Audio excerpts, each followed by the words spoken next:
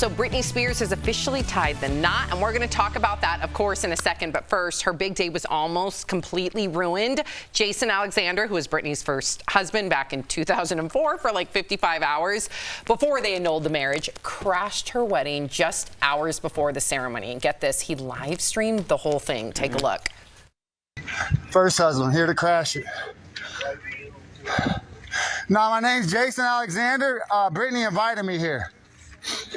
Britney Spears invited me here. She's my first wife, my only wife. I'm her first husband. I'm here to crash the wedding because nobody's here but Sam. Woo! Alexander got into a physical altercation with Britney's security and was wrestled to the ground, seen here in this photo from TMZ. He's being charged with trespassing, vandalism, and 2 counts of battery. Wow. How would you handle that situation, Jeff? What was his end game? That's what I want to know. Clout. Yeah, I think he got what he wanted. You're absolutely right. It's all about the clout. Can you explain what clout is for people? Because I'm not sure everyone It's like knows. when you're trying to use someone or a platform in order to like elevate yours. So the fact that maybe let's just say that this was done with pure intentions, like, oh my gosh, the love of my life, my first wife is getting married today. Then do it with your whole chest. Run in there during the ceremony. Yell that you never loved him, you always loved me. Don't record it, but with security and the decorators talking about I crashed a wedding. Who announces that they're crashing a wedding? You either crash it or you don't. This is the reason why Britney can't have any people in her life that were there before. Because everybody has tried to benefit off of her, and they do stuff like this. It's like a visual representation of Britney's life, to be honest. There she is in the tent about to get married with people who support her. 60 people, a nice small group, her brother, you know, whatever. How did you find out? I think that people Britney knew the Spears was getting married? Yeah, we did this story yesterday. Yeah.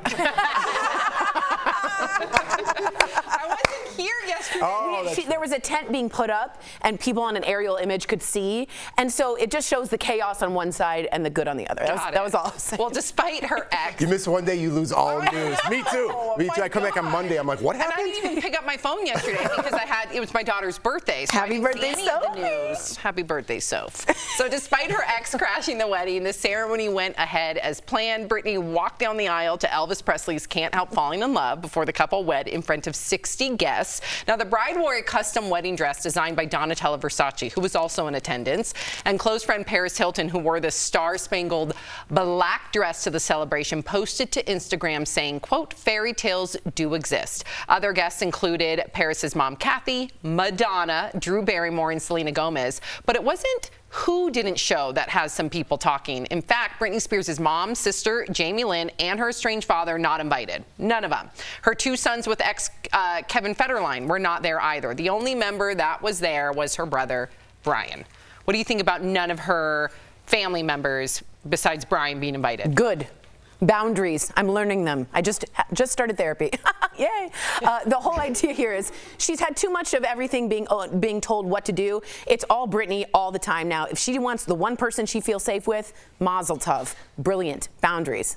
Erica kind of countered my point that I'm about to make, but when I first saw this, I was like, man, doesn't she have any friends? And we only saw a short list of celebrities, so maybe the other 50 were family and like longtime friends. But to me, that keeps me very grounded, not like I'm going anywhere in my career or life, but it keeps me very grounded, like talking to my old friends that I've made throughout my years, my high school friends, my college friends, my California friends. They keep you humbled. Very humble, right? And it's like, it makes me sad if Britney's friends are all celebrities. But she grew up in the business. Right. Yeah, she's been in the business since she was very young, and also we see exactly what happens when you let the hometown homies in.